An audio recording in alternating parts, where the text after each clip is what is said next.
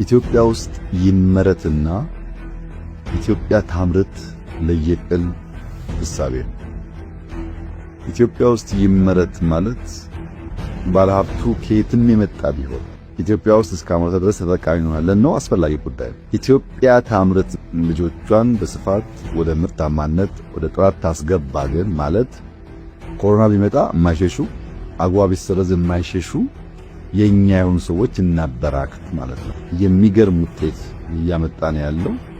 የራስ የሆነ ስትራቴጂዎች አሉት። ኤቢሲዲ ስትራቴጂ እንላቸዋለን። የመጀመሪያው ኤ ኦቶኖሚ ነው። የግል ዘርፍን የሚቸግረውን ነገር እየደገፍን እያበረታታን እያገዝን ማበራከት አለብን። ከመንግስት መር ወደ ግል ዘርፍ የኢንዱስትሪ ልማቱ መሸጋገር አለበት የሚል እሳቤ እዛ ኢትዮጵያ ውስጥ ኢንዱስትሪን ጨምሮ አጠቃላይ በንግድ ዘርፍ 2.6 ሚሊዮን ዜጎች ንግድ ፈቃድ አላቸው። ይሄን ቁጥር ወደ ኋላ ብትመለስ አታገኘውም። አነስተኛና መካከለኛ በስታንዳርዱ ብቻ በለውጡ ማግስት 8000 ገደማ ነበሩ። ዛሬ 26000 ደርሰዋል።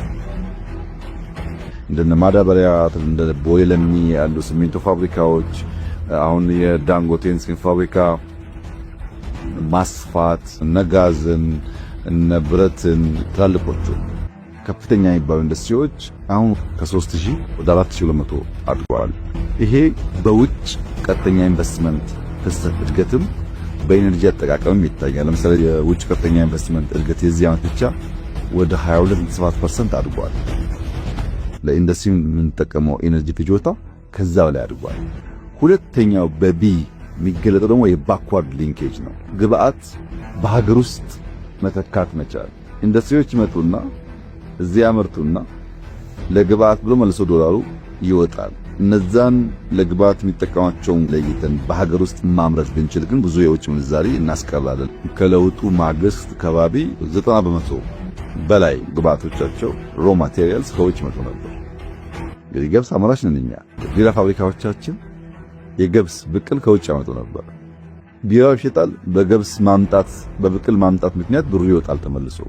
አሁን 100% የገብስ የቢራ ብቅል ኢትዮጵያ ውስጥ ይመረታል። ልብስ ስትወስድ የመከላከያ የፖሊስ ዩኒፎርም ከውጭ እናመጣ ነበር። አሁን 100% እናመርታለን። ለውጮችም ዩኒፎርም እንሸጣለን። አሁን ስንዴን ለመውሰድ ስላለ በየዓመቱ $1 ቢሊዮን እናወጣ ነበር ለስንዴ። አሁን ያቀርቷል። ብዙ ኤሪያ ላነሳል ይችላል። ግብአት በሀገር ውስጥ መሸፈን መቻል ማለት ነው። ከዚህ በተጨማሪ በአራቱ አግሮ ኢንዱስትሪያል ፓርኮች ወደ 1.2 ሚሊዮን አርሶ አደሮች ታቅፈው ተደራጅተው ግብአት ያቀርባሉ።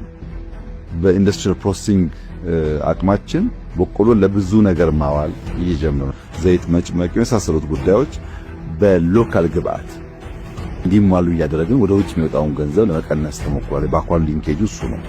ሶስተኛው ሲ ላይ ካፓሲቲ ዩቲላይዜሽን ነው።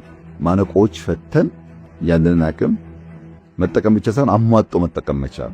ብዙ ፋብሪካዎች ኢትዮጵያ ውስጥ ነበሩ ግን ቆመዋል። ወይ ኤነርጂ የላቸውም፣ ወይ ወርኪንግ ካፒታል ችግር አለ፣ ወይ መሬት አንሷቸዋል በሆነ ምክንያት እና የማኑፋክቸሪንግ ካውንስል በእኛ ኦፊስ አቋቁመን ስራ ከጀመርን ወዲህ ከ800 በላይ የተዘጉ ፋብሪካዎች የሚቸግራቸውን ነገር በመደገፍ ብቻ ወደ ስራ እንዲገቡ ተደርገዋል።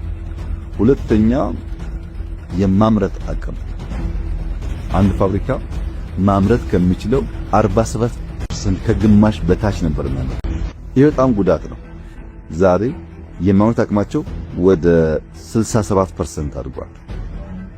67 የሆነውን 70 ብናደርሰው እጥፍ ሆነ ማለት ነው።